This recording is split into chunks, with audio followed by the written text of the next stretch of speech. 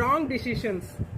நம்ம day to day லைஃப்பில் நிறைய டிசிஷன்ஸ் எடுப்போம். சின்ன சின்ன டிசிஷன்ஸ், என்னென்னா பெரிய டிசிஷன்ஸ் சச்சஸ் நம்ம சில்ட்ரனை வந்து எந்த ஸ்கூலில் படிக்க வைக்கணும், இல்லைன்னா 10th அப்புறம் எந்த கோர்ஸ் குரூப் எடுக்கணும், காலேஜில் எந்த கோர்ஸ் எடுக்கணும், எந்த காலேஜில் படிக்கணும், டாப் காலேஜில் படிக்கலாமா, என்னென்னா சிம்பிள் காலேஜில் படிக்க வைக்கலாமா, அவ்வளோ செலவு நம்மளால் பண்ண முடியுமா, இல்லைன்னா எந்த லொக்கேஷன் நம்ம போய் ஷிஃப்ட் ஆகணும், வீடு வாங்கணுமா, எப்படிப்பட்ட வீடு வாங்கணும், யாரை கல்யாணம் முடிக்கணும், இந்த மாதிரி நம்ம வந்து பல டிசிஷன்ஸ் எடுக்க வேண்டியதாக இருக்குது.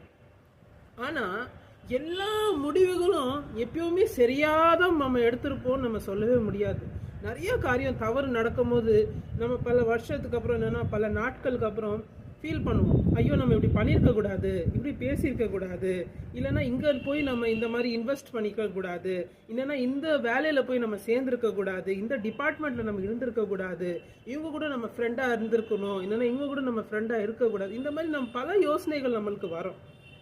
அப்போ வந்து மக்கள் இருக்கும்போது நம்ம கூட இருக்கவங்க வந்து நீ தானே அந்த டிசிஷன் எடுத்து அப்படியே நம்ம சொல்லுவாங்க. ஆனால் உண்மை என்னென்னா எல்லாராலையும் சரியாக டிசிஷன் எடுக்க முடியாது. அப்போ அதுக்கு என்ன பண்ணுறது?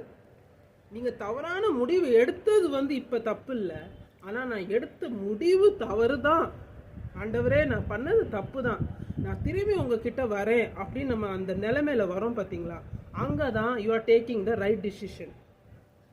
லூக்கா 15:17-18 என்ன எழுதியிருக்குதுன்னா, அந்த அந்த சின்ன குமாரன், அந்த கெட்ட குமாரன், நம்ம அந்த கதையை சொல்லுவோம்ல, அந்த சின்ன பையன் வந்து அவன் வந்து எப்போ வந்து நான் பண்ணது தப்பு, he came to his senses and he thought he will go back to his father. அவன் தகப்பன் கிட்ட திரும்பி போகணும்னு எப்போ அவன் டிசிஷன் எடுத்தானோ அப்போ தான் அவனுக்கு ஒரு நல்ல முடிவு வந்தது. அதுபோல் நீங்கள் எந்த ஒரு தவறான டிசிஷன் எடுத்து நீங்கள் இப்போ ஒரு தவறான ஒரு நிலைமையில் இருந்தால் கூட நீங்கள் கவலைப்பட வேண்டாம்.